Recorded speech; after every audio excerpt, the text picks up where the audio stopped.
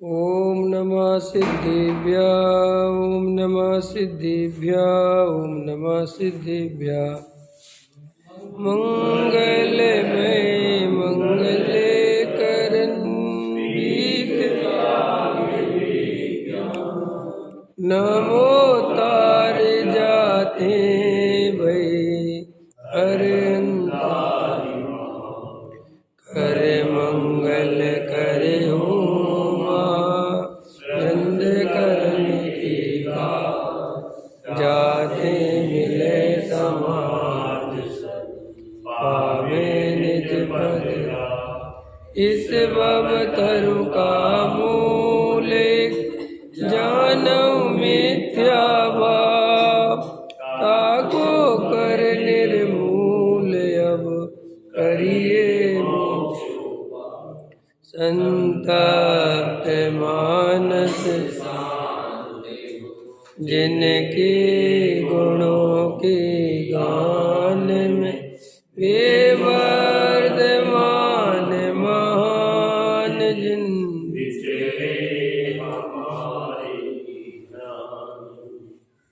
मोक्ष मार्ग प्रकाशक 8वां अधिकार चल रहा है।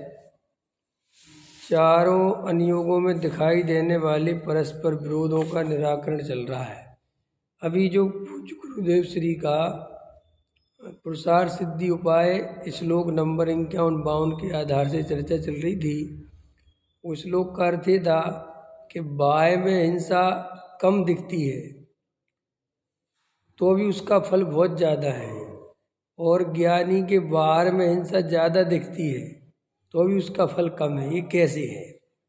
तो वो समझा रहे थे कि वास्तव में हिंसा क्या चीज़ है ये अपन को पता नहीं है। अपन हिंसा शब्द से ऐसे परिचित हैं, हिंसा माने किसी जीव को मारना। ये अपन को जब हिंसा शब्द बोला जाता है, जैसे अपन नमक माने खारापन, नींबू माने खट्टापन, चीनी मिठास, ऐसे अपन हिंसा शब्द से अपन को स्वद्रव्य ख्याल में नहीं आता कि मैं आत्मा हूँ और मेरी भी हिंसा होती है।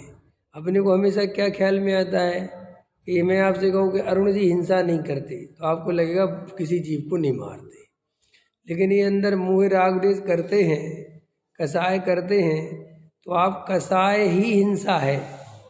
एक ही बात है। अपन कसाय अलग समझते हैं और हिंसा अलग समझते हैं। इस शब्दों के फेर है ना, राग द्वेष कसाय, ये सब क्या है? इनका एक नाम क्या है? हिंसा।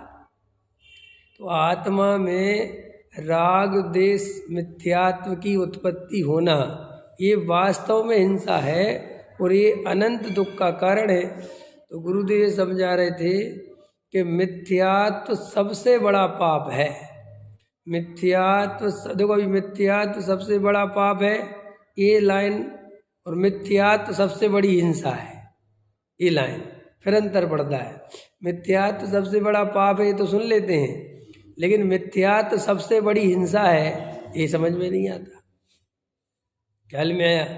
मैंने हम जैसे सम्यक दृष्टि ज्ञानी धर्मात्मा है और वो 6 खंड का राजा है, तो वही 6 खंड का राजा है तो उसके निमित्त से बाहर में कितना साम्राज्य फैला है, कितनी हिंसा होती होगी, समझ में होती होगी कि नहीं? अरे जिसने इतने हाथी, जिसने इतने घोड़े, सब इतना दुनिया भर का परिग्रह रख रखा है तो कितनी हिंसा हो रही होगी, बाहर में हो रही होगी कि नहीं हो रही होगी? तो अभी ये कह रहे हैं कि उसका फल अनंत संसार नहीं है। और एक द्रव्यलिंगी मुनि, अब थोड़ा देखो कठिन पड़ेगा, एक भी जीव की हिंसा बाहर में दिखाई नहीं दे रही है, समझ में आया? एक भी ईर्ष्या समिति पूर्वक पर चल रहे हैं, सब बिल्कुल एकदम निर्दोष चर्या है, कोई जीव की हिंसा नहीं हो रही बाहर में, फिर भी उनको फल का, उनकी हिंसा जो है अनंत संसार का। कैसा उनकी हिंसा है कहाँ? अब आपसे मैं पूछूं द्रव्यलिंगी मुनि की कौन सी हिंसा है, आप कहोगे काय की हिंसा है। आपको कॉमन अगर पूछा जाए, ये तो अपने अंदर अभी क्या है, आपको प्रकरण पता है तो आप एकदम से झट से पकड़ लोगे, लेकिन आपको अगर प्रकरण नहीं हो पता और मैं आपसे पूछूं कि बताओ द्रव्यलिंगी मुनि के कौन सी हिंसा, तो आप कहोगे हिंसा का त्यागी है, उसके कोई हिंसा नहीं है। तो फिर मैं पूछूंगा कि वो अनंत संसार का कारण क्या है, तो बोले साहब मिथ्या। माने आप हिंसा अलग समझते हो और मिथ्या। ये अपन को ये अलग अलग नहीं है, ये एक ही बात है। देखो भैया, अपन जब तक मिथ्यात्व को सबसे बड़ा पाप नहीं समझेंगे तब तक हम मिथ्यात्व का त्याग भी नहीं करेंगे। ख्याल में है ना?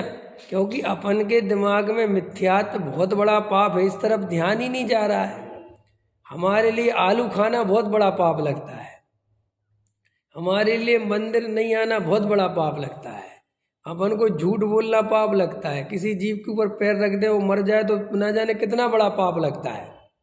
लगता है कि नहीं लगता है? तो वो पाप है कि नहीं? वो पाप है, इसमें कोई दो राय नहीं है। लेकिन उससे बड़ा पाप है हिंसा, मिथ्यात्व। उससे बड़ा पाप कौन सा है? मिथ्यात्व। उससे बड़ी हिंसा कौन सी है? मिथ्यात्व की। और देखो वस्तु का क्या स्वरूप है। तुम अगर वास्तव में अपने निमित्त से कोई जीव ना मरे ये चाहते हो तो तुम सम्यक दर्शन प्राप्त करो। क्यों? कि तुम ऐसे जीवों को बचाने जाओगे बिना सम्यक दर्शन के एक भी नहीं बचा पाओगे। तुम्हें बाहर से तो लगेगा कि हमने बचा ली, जैसे मान के चलो यहाँ कोई मिथ्या दृष्टि जीव साधु बन जाए, ब्रह्मचारी बन जाए, त्यागी वृत्ति बन जाए, सब कुछ त्याग कर दे, तो भी त्याग होता है क्या? बोलो। और ऐसा नहीं नकली त्याग नहीं, बिल्कुल असली, बिल्कुल कोई अंदर में कोई उसके छल कपट नहीं है, वास्तव में छोड़ा हुआ है, तो भी त्याग होता है। पूछो क्यों? अभी यही मर के देवगति में जाएगा तो वहाँ पंच इंद्रिय के विषय भोगों से सिमट जाएगा, तो त्याग कहाँ हुआ? बड़े पंडित जी साहब समझाते थे कि मिथ्या दृष्टि का त्याग विषय भोगों के लिए है। क्या? मिथ्या दृष्टि का त्याग विषय भोगों के लिए है। यहाँ कसाय को रोक के रखता है, यहाँ त्याग करके रखता है, और जैसे ही वो स्वर्ग में जाता है तो वहाँ झपट्टे मारता है। तो आज हम थोड़ी बहुत अगर जो अहिंसा का पालन कर भी लेंगे और सम्यक दर्शन की प्राप्ति नहीं करेंगे तो कालांतर में हम कौन कौन सी पर्यायों में जाएंगे, तो आप शेर भी बनोगे, फिर आप खुद ही हिरण को खाओगे। अभी तो तुम एक चींटी को बचा रहे हो और बाद में क्या करोगे? हिरण खा जाओगे, समय जीवों को मार के खाओगे। कहोगे क्या हो रहा? और तुमसे पूछेंगे कि पूरा भाव सुनाओ उसके, तो कहोगे एक भाव ऐसा था जब ये मुनि था और ये जीवों की रक्षा करता था, कि सब इसने सम्मेलन की प्राप्ति नहीं करी। माने हम अनादि अनंत चार गति परिभ्रमण कर रहे हैं, तो हम साधु बने होंगे कि नहीं? ये मैं कह रहा हूँ कि जिनवाणी कह रही है कि साहब अपन साधु बने। तो अपन साधु जब बने होंगे द्रव्यलिंगी साधु, तो अपन ने चर्या पाली होगी कि नहीं? अपन ने जीवों की रक्षा की होगी कि नहीं? अपन ने सब त्याग किया होगा कि नहीं? क्या होगा? और आज वापस क्या कर रहे हैं? वही कर रहे हैं ना। खाना पीना, उठना बैठना, कमाना, मकान दुकान, ये सब हिंसा के आरंभी उद्योगी व्यापारी सब हिंसा हो रही कि नहीं हो रही? कि तुमने पिछले जन्मों में तो त्याग किया था, त्याग तो किया था लेकिन ग्रहण नहीं किया था। और जब तक ग्रहण नहीं होगा तब तक वो त्याग नहीं होगा। तो ये समझा रहे थे गुरुदेव कि ये जगत में ये न्याय कठिन है। क्या कहना समझा रहे थे? कि ये न्याय कठिन इसलिए है कि जगत की आम जनता को समझ में नहीं आता है कि भाई ये कैसे संभव है एक आदमी बाहर में हिंसा करे और उसका फल तो आप कह रहे हैं कि थोड़ा बहुत है, और एक आदमी बाहर में बिल्कुल अहिंसा का पालन करे और उसको कह रहे साहब इसके मिथ्यात्व के कारण अनंत फल है। एक तो मिथ्यात्व दिखाई नहीं देता। हमें अपने अंदर जो क्रोध मान माया लोभ चल रहे हैं, जो कसाय चल रही है, जो पर द्रव्य के कर्ता भोक्ता का भाव चल रहा है, किसको दिखाई देता है? देखो एक आदमी दया दान पूजा भक्ति व्रतशील संयम पाल रहा है, देखना ध्यान से, और एक आदमी समझ लो एक त्यागी वृत्ति ब्रह्मचारी मिथ्या दृष्टि है और एक चौथे गुण स्थान वाला सम्यक दृष्टि है, और सम्यक दृष्टि व्यापार धंधा मकान दुकान बनाता हुआ दिख रहा है। तो आप किसे हिंसक कहोगे? आप किसे कहोगे? क्यों इसको कहोगे कि साहब जे देखो घर गृहस्थी में लगा है, जी त्यागी वृत्ति है। अब आचार्य कहते अंदर चलो, जो त्याग व्रत करके बैठा है उसके मान्यता ये है कि देखो मैंने त्याग किया, देखो मैंने पूजा करी, देखो मैंने भक्ति करी, देखो मैंने ब्रह्मचर्य व्रत लिया, देखो मैंने स्त्री का त्याग किया। और ये जो सम्यक दृष्टि है 14 गुण स्थान वर्धा, ये जो 6 खंड का राजा भी है तो भी इसके अंदर निर्णय है कि ये मेरा स्वरूप नहीं है, इनका कर्ता भोक्ता मैं नहीं हूँ, मैं तो ज्ञान स्वभावी जीव तत्व हूँ। तो देखो इसका श्रद्धान सम्यक है और उसके व्रतशील संयम आदि के काल में भी श्रद्धान विपरीत है। तो विपरीत श्रद्धान वाले को मिथ्यात्व है, तो मिथ्यात्व अनंत संसार का कारण है और इसके मिथ्यात्व नहीं है, इसलिए इसके अनंत संसार का कारण नहीं है। इसलिए सम्यक दृष्टि के भोग भी निर्जरा के हेतु हैं और मिथ्या दृष्टि के व्रतशील संयम आदि भी बंध के कारण है। अब ये न्याय है उसका, लेकिन वो आपको मिथ्यात्व तक आपकी नज़र जानी चाहिए। हमारी मिथ्यात्व तक नज़र जाती नहीं है, क्योंकि हमें मिथ्यात्व सबसे बड़ा पाप। देखो टोडरमल जी साहब ने इसी मोक्ष मार्ग प्रकाशक में सप्त व्यसन से बड़ा पाप मिथ्यात्व है, ये साफ साफ लिखा है। क्या कहा मैंने?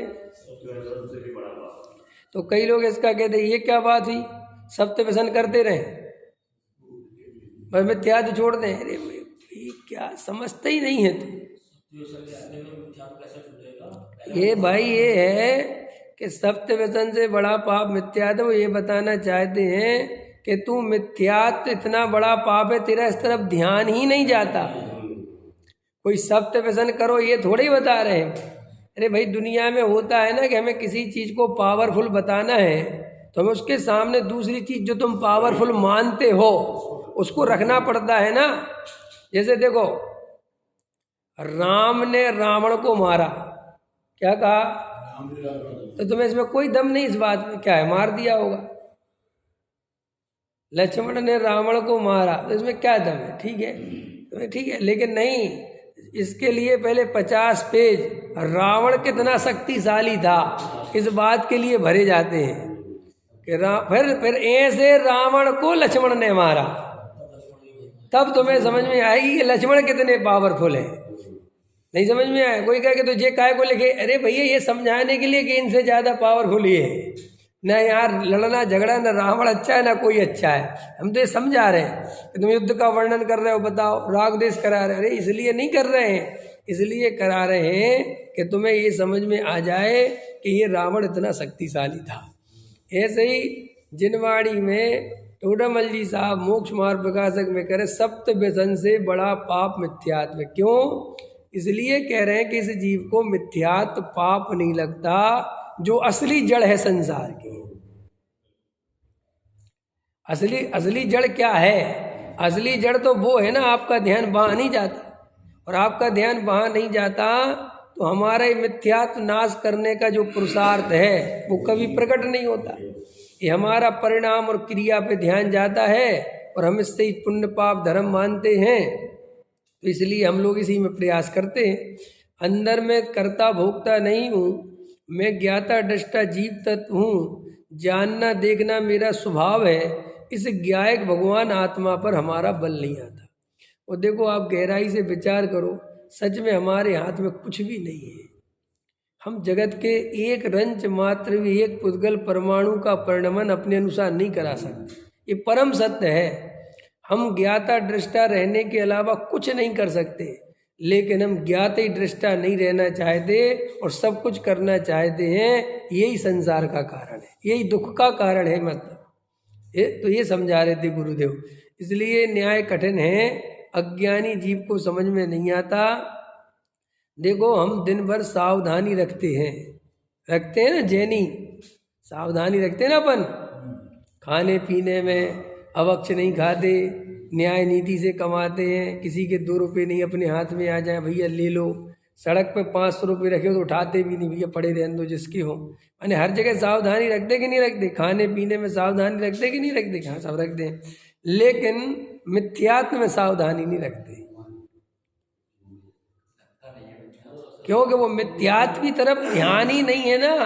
हमारे माँ बाप ने हमें ये तो सिखाया कि किसी का 1 रुपया नहीं खाना, झूठ नहीं बोलना, चोरी नहीं करना, अवक्ष नहीं खाना, बाजार में नहीं, ये तो सिखाया। लेकिन ये नहीं सिखाया कि मिथ्यात्व का सेवन नहीं करना, क्योंकि उन्हें खुद ही नहीं पता था कि ये मिथ्यात्व क्या चीज़ है। और ये एक जन्म की बात नहीं है, ये जन्मों जन्मों की बात है। हम अपने बच्चों को क्या सिखाते हैं? बोलो, अच्छी पढ़ाई करो, बढ़िया हो जाएगा, पढ़ाई लिखाई करो भैया, तुम्हारा जीवन बन जाएगा। आप अपने बच्चे को देखना, आप उठा के देखोगे कि आपका बच्चा आपके देखते देखते 40 साल का हो गया, और आपने 40 साल में एक बार भी नहीं कहा कि बेटे मिथ्यात्व का त्याग करे बिना तू 3 काल में सुखी नहीं हो सकता। अब जब आपने बोला ही नहीं तो वो क्या समझे बताओ? अपने को नहीं कहा, अपने को कहा होता और अनुभव किया होता तो फिर बच्चे को भी कहते। समझ में आया? मेरा बेटा जब बड़ी बड़ी बातें करता है कि मैं ये बनूंगा पापा, ये बनूँ कि ये बनूँ, ये बनूँ कि ये बनूँ, तो मैं कहता हूँ बेटा तू तो ऐसे बता रहा जैसे तेरे हाथ में सब कुछ हो कि तू क्या बन जाए है। अभी छोटा है ना, ऐसे सोचते हैं बच्चे हम इंजीनियर बने, डॉक्टर बने। मैंने कहा देख, सबसे पहले तो ये समझ ले, जो तू बनने योग्य होगा वो बनेगा, एक। और दूसरा, कुछ भी बन जाए सम्यक दर्शन के बिना सुखी नहीं होगा। समझ में है? दो बात समझ, सम्यक दर्शन ले लेगा तो सुखी हो जाएगा। तो वो बोलता है पापा आपने ले लिया, वो पूछता है मेरे से। मैंने कहा बेटे ले लिया तभी तो बता रहे हैं। समझ में? लिए बिना बताया नहीं जा सकता, क्योंकि आप सम्यक दर्शन की खाली बातें करो तो आपको सम्यक दर्शन की महिमा नहीं आ सकती, फिर वो आपके मंदिर तक ही सीमित रहेगा। और आप एक बार आत्मा का स्वाद चख लोगे, एक बार उस अनुभव को पी लोगे, एक बार आपको सम्यक दर्शन हो जाएगा, तो तुम्हें जितने भी जीव दुखी दिखाई देंगे वे कोई परद्रव्य के कारण दिखाई नहीं देंगे। तुम्हारे अंदर ये भाव भाषण होगा कि काश इसे अपनी आत्मा के बारे में पता चल जाता तो ये सुखी हो जाता।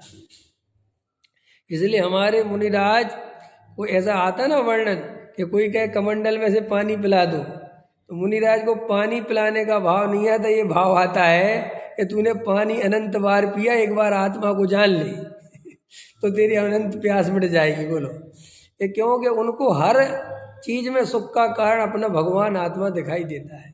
उन्हें दिखाई देता ही नहीं है कि प्यास बुझने से कोई जीव सुखी होता है। समझ में आया है? पानी तो देखो से मिल ही जाएगा, कोई बड़ी बात तो है नहीं। और मुनिराज कौन सा मना कर रहे हैं? जबरदस्ती पी लेगा तो पी लेगा। लेकिन मुनिराज तो मैंने उठा के पीले कमंडल, तो मुनिराज ये भी नहीं कहेंगे तू क्या कर रहा है, ऐसे भाव भी नहीं आते। लेकिन फिर भी ऐसा बताया शास्त्रों में कि मुनिराज को जब भी भाव आता है इस आत्मा को समझाने का ही भाव आता है। क्यों? उन्हें इस आत्मा के अलावा जगत में कोई भी पर पदार्थ, कोई भी संयोग, कोई भी धन दौलत सुख का कारण दिखाई नहीं देती। इसलिए कोई मुनिराज के पास जावे भी और मुनिराज से ऐसा कहे कि मेरे घर में बहुत दरिद्रता है, मेरे घर में मेरी जवान बेटी है, मेरा बेटा है, मेरी पत्नी है, मैं बहुत परेशान हूँ, मेरे को कोई मंत्र दे दो, कोई पैसा कमाने की माला फेरना सिखा दो, क्या करूँ, कुछ ग्रह निकलवा दो। तो मुनिराज को ऐसे भाव नहीं आते कि चल मैं तुझे ऐसा मंत्र देता हूँ। मुनिराज कहते देख भाई, तू ये पूर्व कर्म के उदय के कारण तेरी दशा ऐसी है, और ये अनादि काल से तेरा संसार चक्र भरी भ्रमण चल रहा है। अब अगर तुझे सुखी होना है तो तू भेद ज्ञान का मंत्र सीख, तू आत्मा को जान कि महाराज वो रोटी तो बताओ कि देख बेटा वो तो पुण्य का उदय होगा तो आ जाएगी, तो नहीं होगा तो नहीं आएगी। देख हम जंगल में बैठे हैं, हमारा कौन है? लेकिन हमारा पुण्य का उदय होता है तो रोज बढ़िया नवदा भक्ति से आहार कराने वाले श्रावक मिल ही जाते हैं ना। तो तू भी अपने पुण्य पे भरोसा कर और लग अपने चिंतन मनन में। समझ में आया? तो मुनिराज को तो इतना ही राग आता है, मुनिराज ये नहीं बता दे कि इस दिशा में बैठ के नमोकार मंत्र पढ़ ले पैसा आ जाएगा, इस दिशा में ये कर ले। समझ में आया? नारियल सीधा चढ़ा देना, लाल कपड़ा लगा के चढ़ा देना। ये तंत्र मंत्र बताने वाले, इस तरीके की ये मंत्र तंत्र की विद्या में उलझाने वाले, लाल कपड़ा चढ़ा के लगा के हटा के पीला कपड़ा लगा के नारियल चढ़वाने वाले, ये कोई सच्चे साधु नहीं होते। ये तो देखो भाई चमत्कार दिखा दिखा के जगत के जीवों को। समझ में आया? कल ही एक साधु बोल रहे थे, बहुत अच्छा बता रहे थे कि देखो भाई कि महाराज हमारी आपकी कृपा से सब काम हो रहा है। उनने जवाब दिया, बे भैया ये व्यवहार का कथन है, हम कोई करने धरने वाले नहीं हैं, लेकिन तुम व्यवहार से कहते हो, उपचार से कहते हो, सो ठीक है, जगत में ऐसे ही चलता है। लेकिन अगर हम करने धरने वाले होते तो हम तो सारे ही जगत का भला कर देते। हम तेरे ही अकेला क्यों करते? 4 आदमी और भी तो परेशान है बेचारे। और देख कल तेरे ही सामने 50 आदमी आए थे ना, लेकिन एक का काम बना और 49 का नहीं बना। तो क्या हमारी 49 से दुश्मनी थी क्या? हम तो सबका ही बना देते ना। तो हम तो करता धरता नहीं है, तेरे ही पुण्य के उदय से जब तेरा आ जाता है तो काम बन जाता है।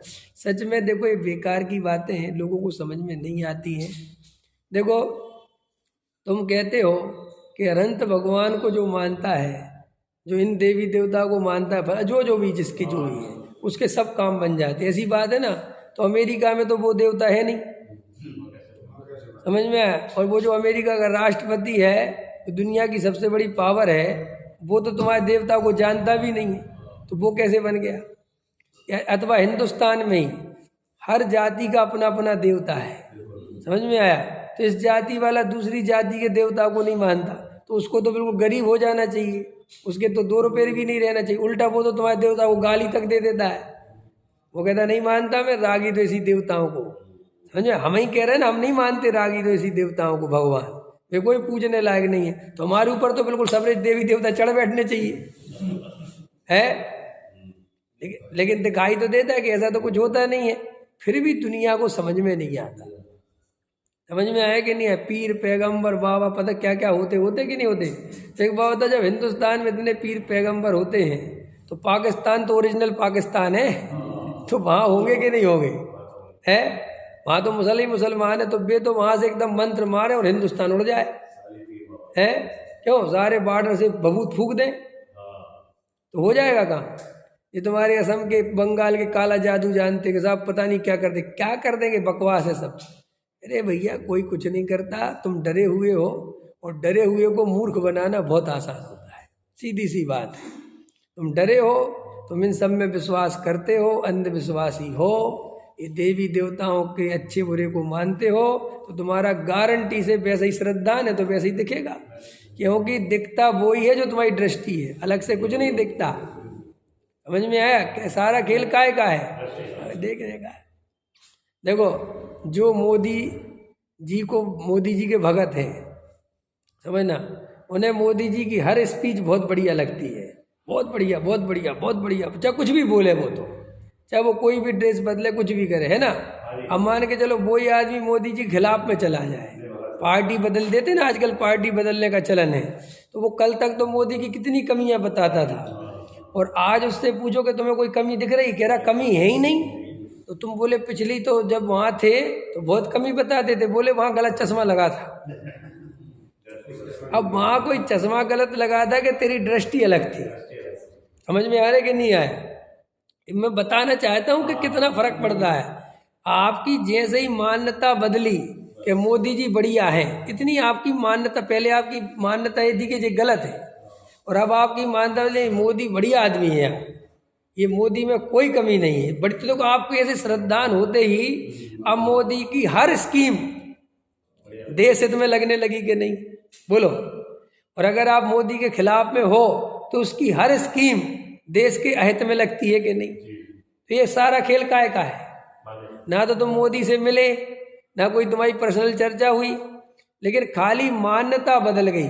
ऐसा होता है ना, अपन पार्टी चेंज कर लेते हैं, होता है ना। अब पहले वही राहुल गांधी बोल रहा था तो बढ़िया लग रहा था, और अब लगता है तो पप्पू है वास्तव में, होता है कि नहीं। तो कैसे हुआ ये सब? आपकी मान्यता से। तो लोगों को लोक की मान्यता तो समझ में आती है, लेकिन धर्म में नहीं आती। ऐसे ही तुम अगर अपने को आत्मा देखोगे, अपने को आत्मा मानोगे, तो तुम्हारे परिणाम वैसे ही होने लगेंगे जैसे सम्यक दृष्टि के होते हैं। और तुम अपने को आत्मा मानोगे नहीं, अपने को रागी द्वेषी संसारी मानोगे, तो परिणाम वैसे होंगे। तो हमें परिणाम सुधारने चाहिए कि आत्मा सुधारनी चाहिए? देखो समझो मेरी बात, मुझे मोदी जी के प्रति अच्छे परिणाम नहीं आते, उदाहरण के लिए, या राहुल गांधी के प्रति अच्छे भाव नहीं आते, सही नेता नहीं, ऐसा अब मैं कहता हूँ यार पता नहीं इनके खिलाफ मेरे ऐसे परिणाम क्यों आते हैं, तो देखो समझदार पुरुष होगा कि भैया परिणाम छोड़ो, ये बताओ तुम्हारी इनके प्रति मान्यता क्या है, कि साहब हमारी इनके प्रति मान्यता है कि आदमी सही नहीं, तो वो खत्म। तुम्हारी जैसी मान्यता है वे तो मान्यता के अनुसार परिणाम आते हैं, परिणाम से मान्यता नहीं बनती। लोगों के दिमाग में इतनी गलत धारणा बैठी हुई है कि हम अच्छे अच्छे परिणाम करेंगे तो हमारी मान्यता अच्छी हो जाएगी, ऐसे नहीं होता भाई। मान्यता बदलो पहले, फिर परिणाम बदलते हैं। और हमने सारी दुनिया और परिणाम बदलते हैं फिर क्रिया बदलती है। क्या कहा मैंने? 3 चीजें पढ़ी होगी आपने। अभिप्राय, मान्यता का एक दूसरा नाम अभिप्राय है। पहले अभिप्राय बदलता है, फिर परिणाम बदलते हैं, फिर क्रिया बदलती है। ये वस्तु का स्वरूप है और लोक में यही चलता है। और हम धर्म के क्षेत्र में क्या करते हैं? बिल्कुल उल्टा, पहले क्रिया फिर परिणाम और फिर अभिप्राय का पता ही नहीं है, क्योंकि अभिप्राय पलटना इस तक तो हमारा ध्यान ही नहीं जाता। नहीं समझ में आया? देखो जी, हमारा बड़े बड़े बादाम में बहुत मन लगता है पूजा में। ये छोटे बादाम होते हैं ना तो हमारा इतना भाव नहीं लगता। तो देखो तुम क्रिया से परिणाम बदल रहे। अब पहले बड़े बादाम की व्यवस्था करो, कितनी पराधीनता है, करनी पड़ेगी कि नहीं? और भाग्य से पैसे वाले नहीं हुए और बादाम छोटे ही छोटे मिले तो क्या करोगे? गई पूजा फिर तो आज की। ये हो जाता है ना क्रिया। अपन को कभी क्रियावादी नहीं होना चाहिए। इंजीनियर साहब बहुत इंपॉर्टेंट बात बता रहा हूँ, क्रियावादी आदमी हमेशा फंस जाता है। देखो क्या होता है, एक वकील था, तो बहुत बड़ा वकील था वो, और उसने अपने जीवन में कभी कोई केस नहीं हारा था। और एक बहुत बड़ा केस आया, और जो सामने वकील था अपोजिट में, उसने कहा यार ये कोई केस हारता ही नहीं है। समझ में आया कि नहीं है? तो बहुत ब्रिलियंट आदमी है। तो उस वकील ने, सामने वाले वकील ने केस दायर हो गया, तो उसने सोचा कि इसकी कोई कमजोरी होनी चाहिए, जरूर कोई ना कोई कमजोरी होनी चाहिए। अगर वो नब्ज मुझे पकड़ में आ जाए तो केस में जीत सकता हूँ। तो उसने पुराने वीडियो देखे। पुराने वीडियो में उसने क्या नोटिस किया कि जब ये जहाँ फंसता है आर्गुमेंट करते समय, वो क्या कहते हैं उसको, वकालत करते समय, जब ये फंसता है जहाँ इसको समझ नहीं आता तो एक बटन लगा है इसके कोट में, वो जैसे ऐसे बटन पे हाथ फेरता है। समझ में आया? बटन लगा रखा था बड़ा, और उस पर ऐसे ऐसे हाथ फेरता है, और थोड़ी देर वो हाथ फेरता है और उसे एकदम क्लिक हो जाता है और वो आगे का काम कर देता है। तो उसने कहा अगर इस कोर्ट का इसका बटन तोड़ दिया जाए, आज जो सुबह कार्रवाई हो रही है, तो मैं केस जीत सकता हूँ। सोच सकते हो आप, ऐसा भी हो सकता है। समझ में आया? तो उसके नौकर ने कहा, चैम्बर में बैठे बैठे आपका दिमाग खराब है क्या? कोई बटन में क्या जादू है क्या? या आप ऐसी इतने पढ़े लिखे हो, LLB हो, तो आप ये मानते हो कि उसने कोई मंत्र तंत्र रख रखा बटन में? बोले तू समझता नहीं है, तू सिर्फ इतना काम कर, मैं तुझे 200 रुपये दूंगा। तू जब ये कोट उतारता है, समझ में आया, वहाँ से जाके उसका बटन तोड़ ला बस, और कुछ मत कर। उसने कहा मेरा क्या जा रहा, इससे कोई केस वेस का संबंध नहीं है, तुम्हारी तो बुद्धि खराब। उसने कहा तू लेके आ। भैया वो लेके आया, बटन तोड़ लाया वो। दोपहर में वापस लगी, केस चालू हुआ। अब वो आया और वो वकील, दोनों की आपस में तकरार चालू हुई, बहस हुई। अब वो जैसे ही अटका और उसका हाथ यहाँ गया, वो क्या करता था, और वो उसने देखा बटन नहीं है, तो वो इतना आदत हो गई थी उसको बटन की कि वो सारा केस ही भूल गया, क्योंकि दिमाग ही चलना बंद हो गया। और भाई साहब दिमाग चलना बंद हो गया, केस हार गया। तो उसने पहली बार अपनी जिंदगी में ये अनुभव किया कि एक बटन के कारण केस हार गया मैं। इस बटन से मेरा संबंध क्या था, इससे मुझे कौन सा ज्ञान मिला था। लेकिन वो रोज रोज बटन पे हाथ करने के कारण, आपको एक साइकोलॉजी है, ऐसे नहीं है, आपके अंदर भी कोई ना कोई साइकोलॉजी होगी। आप देखना, जैसे आप सोते हो ना, तो आपकी सोने में करवट में साइकोलॉजी होगी। आप हर करवट नहीं सो सकते, आपको वो ही सेटिंग चाहिए तभी सो सकते हो। आप सोचोगे यार ये कहाँ से आई, वो आप रोज रोज रोज वैसे ही सोने से हो जाती है। समझ में आया कि नहीं आया? होता है ना। जैसे अभी मैं देखता हूँ, मेरा बेटा है, अब उसको क्या है कि मेरे शुरू से सोता है मेरे पास, तो मैं अगर 12-1 बजे तक पढ़ता रहता हूँ तो वो सो तो जाता है 10:30 बजे, लेकिन वो गहरा नहीं सोता, वो जागता रहता है, तिरछी आंख से देखता रहेगा पापा कब आएंगे, समझ में आया कि नहीं आया। और मैं 12:30 बजे तक पढ़ता रहता हूँ, तो जब तक मैं नहीं जाऊँगा तो गहरी नींद नहीं सोता। अब साइकोलॉजी हो रही है, मैं एक उदाहरण दे रहा हूँ तुम्हें समझाने के लिए कि ऐसे ही अपन क्या है, जो क्रिया से जो परिणाम बदलने की आदत डाल रहे हैं, ये बहुत खोटी आदत है, ये बहुत पराध। अब तो मंदिर है, हमारे तो सब मंदिर में ही भाव जगते हैं, अब ये पराधीन क्रिया हो रही है। अब अगर कल से मंदिर नहीं आ पाए, कोई तुम्हारा उदय आ गया, या तुम्हें कहीं और रहने जाना पड़ा, या ये मंदिर ही कहीं और चला गया, तो फिर क्या करोगे? बैठ के रोगे। और ऐसे ही लोग रो रहे हैं। ये बुढ़ापे में लोग घबरा क्यों जाते हैं? लोग क्या होता है, जवानी में ऐसी आदतें डेवलप कर लेते हैं कि हमें तो यही प्रतिमा और यही भगवान इन्हीं के सामने मन लगता है हमारा। हम तो जब तक वे चांदनपुर वाले ना देखने मिल जाए, महावीर जी वाले ना मिल जाए, हमारी और प्रतिमा के सामने मन ही नहीं लगता।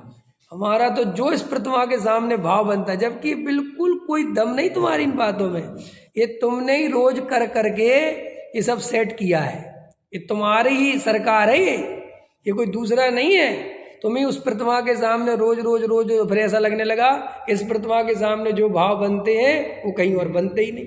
तो ये पराधीन हो गए कि नहीं हो गए? ऐसे ही तुम क्या है, रोज पूजा की सामग्री चढ़ा के ही पूजा करते हो, तो वो ऐसी आदत डेवलप होती चली जाती है कि अगर सामग्री नहीं होगी जिस दिन, तुम्हारा पूजा में मन ही नहीं लगेगा, देख लेना तुम। और कई लोग तो फिर क्या करते हैं कि भाई शुद्ध सामग्री धोने का, चढ़ाने का नियम लेते हैं। अब वो शुद्ध सामग्री बची नहीं, समझ में, कुएं वाले हैं, तो पता चला भाई साहब आज पूजा ही फेल मार गई, आज पूजा ही में मन नहीं लगा बिल्कुल। और फिर अगले घर पे जाके बड़बड़ा रहे हैं या समाज में फ़ोन कर रहे हैं, तुम लोग सुनते नहीं हो। अब उनको पता ही नहीं है कि वे कितने पराधीन क्रिया में फंस गए हैं और बे से बड़ा धर्म समझ बैठे। जी और एक प्रॉब्लम है, नहीं समझ में आया?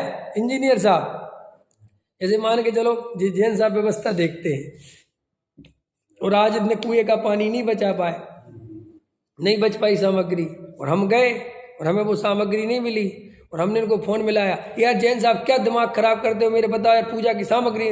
तो मुझे ऐसा नहीं लग रहा कि मैं धार्मिक हो रहा हूँ, मुझे ऐसा नहीं लग रहा कि मैं क्रोधी हो रहा हूँ, मुझे ऐसा नहीं लग रहा कि मैं कसाय वाला हो रहा हूँ, मुझे ऐसा लग रहा कि मैं और ज़्यादा धार्मिक हो रहा हूँ। आपको लगता ही नहीं है ये धार्मिक कट्टरता, ये क्रिया की कट्टरता, ये पंथवाद की कट्टरता महाअधार्मिक है, ये आपके ख्याल में नहीं आता। हम जैन धर्म के लिए जान दे देंगे, आपको लगता है ये कसाय भाव है? आपको लगता है ये पाप भाव है? लगता है? बोलो, लगता है? तुमसे जान मांग कौन रहा है? और जैन धर्म कौन सा बेचारा जो है 2 पैरों की जगह 1 पैर पर खड़ा है जिससे तुम्हारी जान की जरूरत है? अरे जैन धर्म तो वस्तु का स्वरूप है, वो तो ना किसी की जान लेना न देना। वस्तु के स्वरूप में क्या है बोलो? हम जैन धर्म के लिए जान लगा, तुम जैन धर्म के लिए जान नहीं लगाओगे, तुम अपने अहंकार के लिए जान लगाओगे। तो आपको जो क्रिया से जो परिणाम और परिणाम से अभिप्राय, ये बिल्कुल उल्टी गिनती है। ये आपका और सारी दुनिया ये धर्म में यही गलती हो रही है कि क्रिया से परिणाम बदलना चाहते। हमें ऐसा लगता जब तक हम शुद्ध खाएंगे नहीं, मैं शुद्ध परिणाम कैसे होंगे? और लिखने वाले लिख दिया जैसा खाओ अन्न वैसा हो मन। अगर यही सच्चाई है, यही सच्चाई है ना, अगर तुम यही मानते हो, तो सबसे बढ़िया भोजन करने वाले, शुद्ध सात्विक भोजन करने वाले और सबसे अशुद्ध भोजन करने वाले एनालिसिस करके आओ, आप देखो आप में उन लोगों में इतने सज्जन मिल जाएंगे आपको, अंग्रेज इतने ईमानदार मिल जाएंगे, इतने नैतिक मिल जाएंगे, और आप इतना शुद्ध, बड़े बड़े पंडित ब्राह्मण ठगियों का धंधा कर रहे हैं। ठग रहे हैं कि नहीं ठग रहे हैं? अरे बहुत सारे साधु संत शुद्ध ही खाते हैं ना, फिर भी समाज को ठग रहे कि नहीं ठग रहे? तंत्र मंत्र की विद्या सिखा रहे, पर्दे के पीछे गलत काम कर रहे, छल कपट कर रहे, तो फिर बढ़िया अन्न खा रहे, तो मन बढ़िया क्यों नहीं है? बोलो, अच्छा मन होना चाहिए ना। अरे ठीक है, जैसा खाओगे अन्न वैसा मन होगा, उसका सिर्फ इतना अर्थ होगा कि अगर तुम वैसा भोजन करोगे, तामसिक वगैरह समझ में आया? तो शरीर में तकलीफ होगी, और शरीर में तकलीफ होगी तुम्हारे परिणाम बिगड़ेंगे। समझ में आया कि नहीं आया? वो शुद्ध मन से वाला अर्थ नहीं है उसका कि शुद्ध हो जाएगा मन, लेकिन हमारे दिमाग में वही भरा हुआ है कि हम जैसे रहेंगे वैसा नहीं होता है। आपको क्रिया प्रधानी नहीं होना चाहिए, आपको आत्मज्ञान अभिप्राय प्रधानी होना चाहिए। आप मान्यता बदलो, श्रद्धान बदलो, फिर आपके परिणाम भी बदलेंगे और गारंटी से आपकी क्रिया भी बदलेगी। बदलेगी कि नहीं बदलेगी? हैं? देखो, मोदी जी के प्रति आपकी मान्यता बदली तो फिर परिणाम भी बदलेंगे, बदलेगे नहीं? हाँ साहब। और फिर मोदी जी सामने मिलेंगे तो क्रिया भी बदलेगी कि नहीं बदलेगी? होगा कि नहीं होगा? बोलो बोलो। ऐसे ही अगर तुम्हारा अभिप्राय बदलेगा तो परिणाम भी बदलेंगे, और फिर तुम जब भगवान के पास आओगे तो तुम्हारी क्रिया भी बदलेगी। लेकिन क्रिया से जो उल्टा बदलना चाहते हो, इस सब गड़बड़ हो रही है। देखो, ये साइकोलॉजी समझ लो। आपको क्रिया प्रधानी नहीं होना है, आपको तो भेद विज्ञानी होना है। आप तो कहीं भी बैठो, आप वहीं आत्मा देख लो। आपको कोई भेष में ही आत्मा दिखे, कोई क्रिया ही में आत्मा दिखे, ऐसे ऐसे पराधीन मत बनना। कई लोग कहते हैं कि हमें तो साहब फलाने पंडित जी के में बस आत्मा दिखता है। फिर क्या करोगे? पंडित जी के दिन नहीं रहेंगे तो? पंडित जी तो चले गए, वो चले जाएंगे। या हमारे गुरु जी आकर बहारल जी, मेरे सबसे प्रिय, मेरे हृदय में रहने वाले, चले गए ना। अब क्या करूं? अब मैं आत्मा देखना बंद कर दूं कि भाई दिखाते थे हमें? तो ऐसे नहीं है। वो ही सच्चा गुरु है जो तुम्हें स्वतंत्रता देता है, तुम्हें स्वावलंबी बनाता है, तुम्हें पुरुषार्थ सिखाता है और तुम्हें आत्मनिर्भर बनाता है। समझ में आया? मोदी जी कह रहे हैं ना, आत्मनिर्भर बनो। ख्याल में कोई ये फ्री के राशन वासन से कुछ नहीं होने वाला है। कब तक दूसरों की भीख मांगते रहोगे? एक दिन ये नेता तो बदल जाएंगे, और आज फ्री दे रहा है कल नहीं देगा, फिर भूखे मरोगे क्या? ये फ्री की आदत अच्छी नहीं होती। ऐसे ही दूसरों के नाम पर धर्म हो जाए, दूसरे हमें धर्म करा दे, ये मान्यता ठीक नहीं है। आ गया समझ में? हिंसा का फल, अहिंसा का फल। ये आपको बहुत गहरी बात बताई है मैंने। क्रिया, परिणाम और अभिप्राय, ये नहीं है वस्तु का स्वरूप। वस्तु का स्वरूप क्या है? अभिप्राय, परिणाम और क्रिया। तो सारी ताकत अभिप्राय बदलने में लगाओ। मैं आत्मा हूँ, मैं ज्ञान स्वभावी जीव तत्व हूँ, मैं ज्ञाता दृष्टा हूँ, जानना देखना मेरा स्वभाव है, ये रागादि विकारी भाव मेरा स्वरूप नहीं है, ये पर्याय का विकार पर्याय में है, मैं तो चैतन्य हूँ, और ये तो बदलने वाला है, मैं नहीं बदलने वाला हूँ। और अपने को ऐसा बैठ के शांति से आत्मा का अनुभव करो, वेद विज्ञान करो।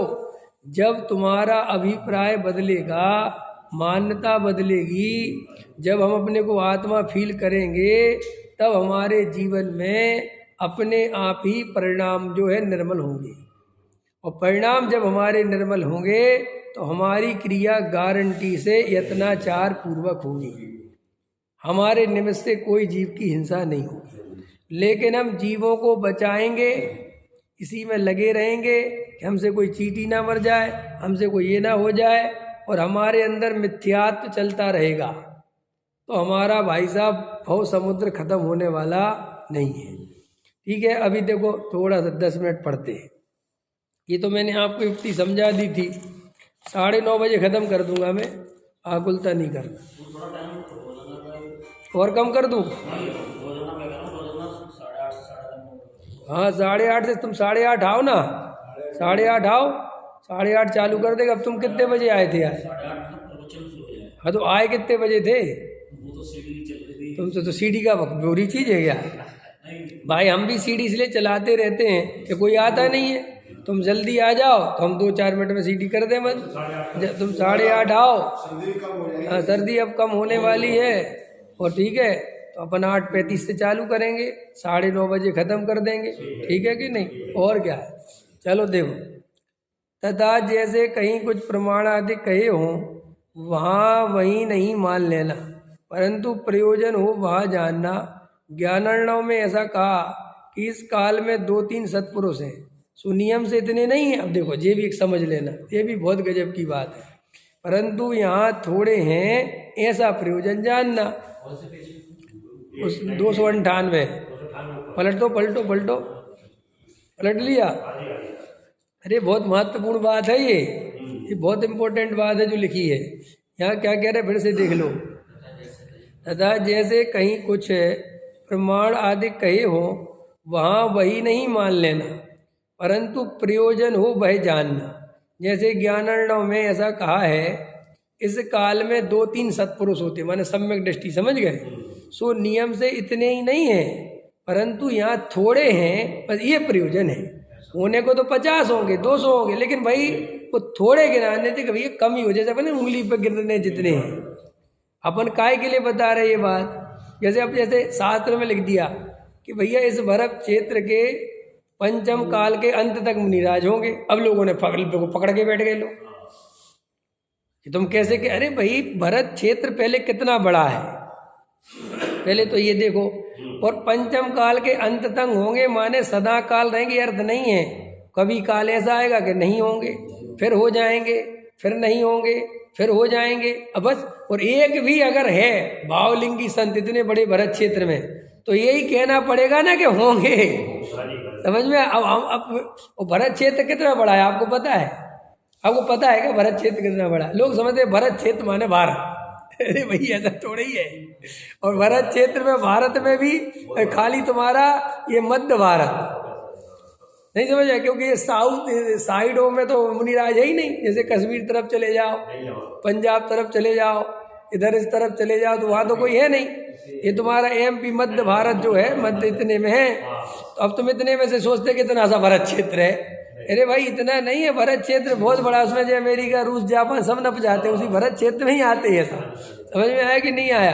तो अभी अपन कैसे कह सकते हैं कैसा वो यही होंगे? ऐसा कुछ नहीं है, वो प्रमाणिकता कथन है, वो प्रयोजन भूत जानना चाहिए। यदि सम्यक दृष्टि 2-3 होंगे ऐसा नहीं है, सम्यक दृष्टि बहुत होते हैं, लेकिन अनंत की अपेक्षा 10, 20, 50, 100 हो भी तो वो कोई ज़्यादा गिनती नहीं कहलाती।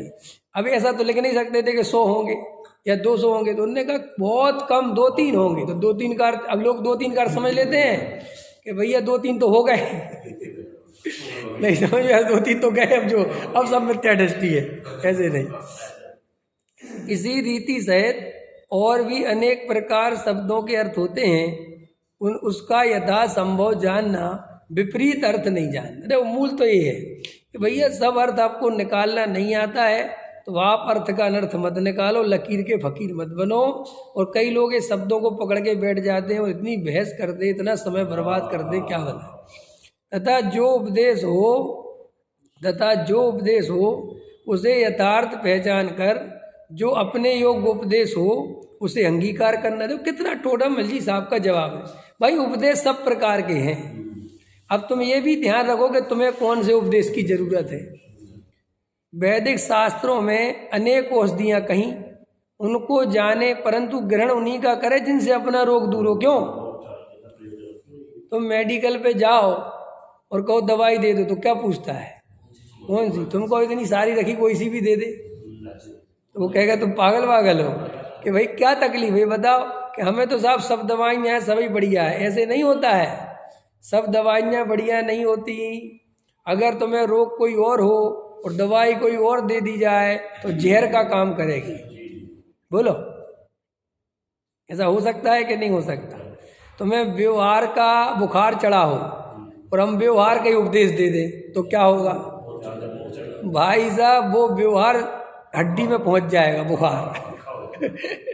हड्डी का बुखार होता है ना, हड्डी का बुखार। हड्डी के बुखार में और ये नॉर्मल बुखार में क्या अंतर होता है रमेश जी? क्या अंतर होता है? टाइफाइड? अरे तुम्हें नहीं हुआ तो क्या हुआ? दुनिया में तो होता है। हाँ तो अच्छा कोई बात नहीं, हो जाएगा, पता चल जाएगा, समझ में। टाइफाइड होता है ना, हड्डी में होता है, तो वो आसानी से जाता नहीं है। और ऊपर का बुखार हो एक गोली खाओ चला जाता है। ऐसे ही तुम्हें व्यवहार का ही तो अंदर मान्यता है। तुम क्रिया कांड के कर्ता भोक्ता अपने को मानते हो, तुम दया दान पूजा भक्ति के कर्ता भोक्ता अपने को मानते हो। और हमने वो ही उपदेश दे दिया कि जो दया दान पूजा भक्ति करो, बढ़िया चीज़ है, करनी चाहिए, बस तुम्हारा बुखार जो है वो हड्डी में चला गया। तुम्हारी मान्यता और मजबूत हो गई कि ये तो करने चाहिए। और आज देखो दुनिया में भी 99% जो उपदेश है वो व्यवहार का होता है। और मजेदार बात है, दुनिया व्यवहारी है और उपदेश भी काहे का होता है। जैसे जब तुम्हारा समय पता है कि सब व्यवहारी हैं, ये जड़ की क्रिया ही वाले हैं, तो तुम्हें इतना तो ध्यान देना ही चाहिए कि भैया व्यवहार का उपदेश पहले ही से समझते हैं, हमें परमार्थ समझाना चाहिए। पूज्य गुरुदेव श्री सारी दुनिया से अलग दिखे, सारी दुनिया से अलग चले और महापुरुष बने, सत्पुरुष कहलाए, समझ में आया। और एक से एक साधु संत हो गए, वो वैसा उनको नाम नहीं मिल पाया जैसा गुरुदेव को मिला। कि क्योंकि गुरुदेव ने ये बहुत अच्छे से अनुभव किया कि ये सारी दुनिया व्यवहार को समझती है, व्यवहार में रहती है और व्यवहार का ही उपदेश चलता है। इसलिए मैं बिल्कुल व्यवहार का उपदेश बिल्कुल नहीं दूंगा, मैं तो परमार्थ का ही उपदेश दूंगा, समझ में आया।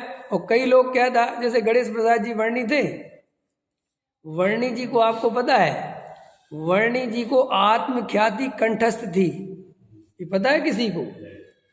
जो आत्मख्याति टीका है अमृत चंदाचार्य की, पूरा समय सार। गणेश प्रसाद वर्णी जी का नाम तो सुना है ना सबने? वे तो सोनगढ़ी नहीं थे, हैं?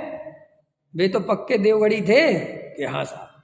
और वे रोज सुबह शाम आत्मख्याति का पाठ करते थे। पता है आपको पाठ समझते हो? जैसे अपन ये भावना पढ़ते ना, जैसे डेली पढ़ते थे वो पूरी आत्मख्याति, सोचो बात। और उनको पूरी आत्मख्याति की टीका कंठस्थ थी। और अभी मैं उनकी मेरी जीवन गाथा पढ़ रहा हूँ, तो जब भी वहाँ वर्णी जी कोई बात धर्म की समझाते हैं तो आत्मख्याति से ही समझाते हैं।